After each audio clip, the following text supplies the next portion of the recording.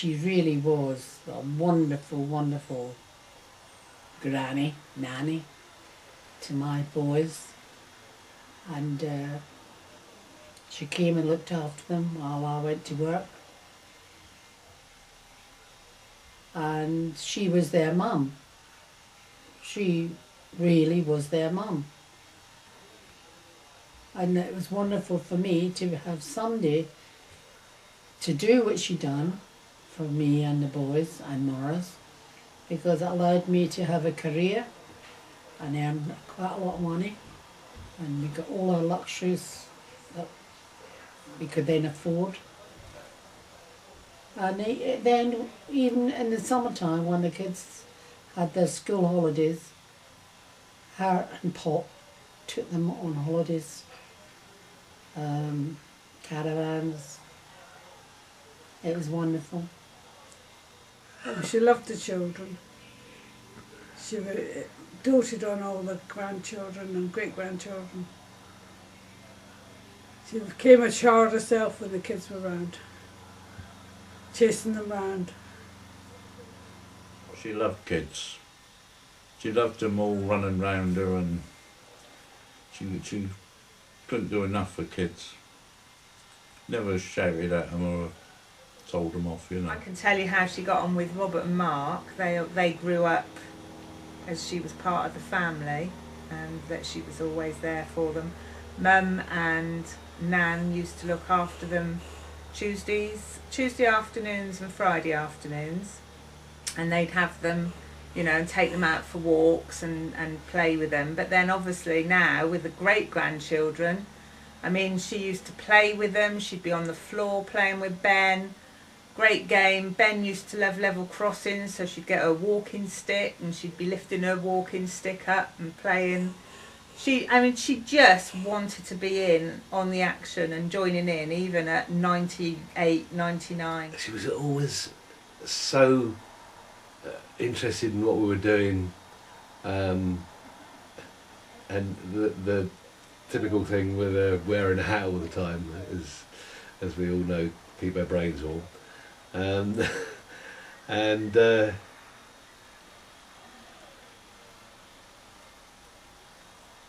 it was I don't know, just, you know, she was always there, and always wanting to know how you're getting on. And even when she moved away to Swindon, you know, having trips up to Swindon and seeing her and Pop and in their flat. It was always, you always felt so welcome with them, you know. Holidays, and she used to take us away, Pop, and you know, and it was just like great to be with Nan. She was a real proper Nan, like, you know, like, you know, you don't get Nans like Nan now.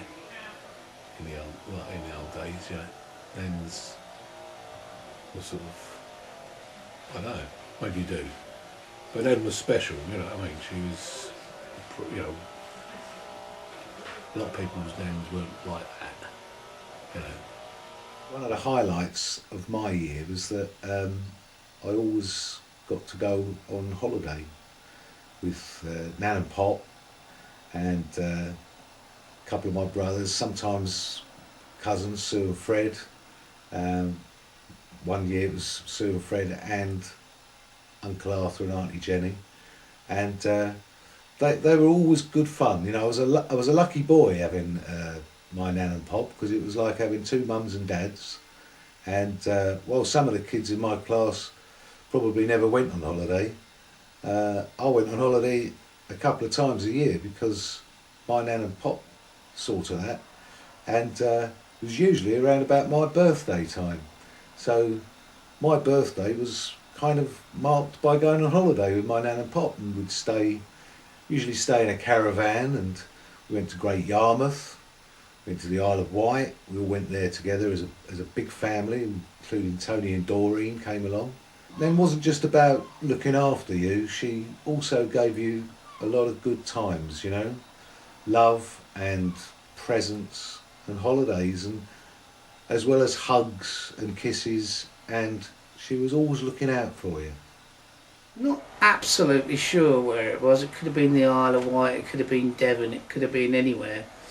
But was going on holiday with my brothers and my cousins, and my nan and pop, and I think we got the train or the coach down to this seaside resort. I don't know, it might be Muddyford or Christchurch or wherever, I'm not sure. But it was my first ride in a taxi. And to me, that was really exciting. A couple of years ago, you could tell Nan's, to be fair, pretty ancient for today's standards. And the spirit was that she wasn't. She was as young as I was, because she would be playing with the kids, and she actually fell backwards. This was before she had her slimming problem, and she literally just rolled. If she had been as thin as she was when she died, she would have died about 3 years earlier, because she would have broken her back. I remember we used to go down to Dunoon with the Wilsons, the old Granny Wilson's flat, the old house, and there's a raw rocky wall. And Auntie Nan, Bert, Nan and Jenny, they were all a lot young, and I was a lot younger than them. And we used to have snail races on the wall. We had the snails and race the snails along the old stone wall at old Granny Wilson's place at Dunoon. And then we'd all go for walks along the promenade. Nan and Harry and all the kids, Mum, Dad, you know, it was great. We used to go to Dunoon quite a bit. It was only Granny Wilson's place then, and it was really good. And I always remember Nan for that, you know. We spent a lot of time as a family together. And I've always felt that Anna, Jenny and Bert were very close as cousins to me, to anyone else, because as a little child they used to spend a lot of time with me. And they were the teachers and I was a school kid. Before I went to school I could read and I could write, only because they used to teach me. And that was always done at Granny Lyman's place. But we saw Nan a lot in those days. She was always there, and she was always there if you wanted anything. My memory of Nan and Pop really is I thought when we was all young they were quite cool, because they were always round Bob and Morris's, and their mum and dad was always at the boat. So for grandparents they were pretty good to have around. They seemed to be very interested in us as young people. So my big memory, I suppose, is the time when we all we started to get drunk regularly on cider and stuff, and they were pretty cool up to a point, and I think it became the last straw one morning when she woke up to find us all asleep on the living room floor. She couldn't take it anymore, and there we were out on the Upper Itchen Road at 7:30 on a Sunday morning in a total state of shock really. And it made me smile, and over the years, 35 years later I'd met her, and the first thing she said to me was, "Do you remember the time I threw you out of the street?" And I thought it was amazing how, you know, she kept hitting her head, I kept hitting my head.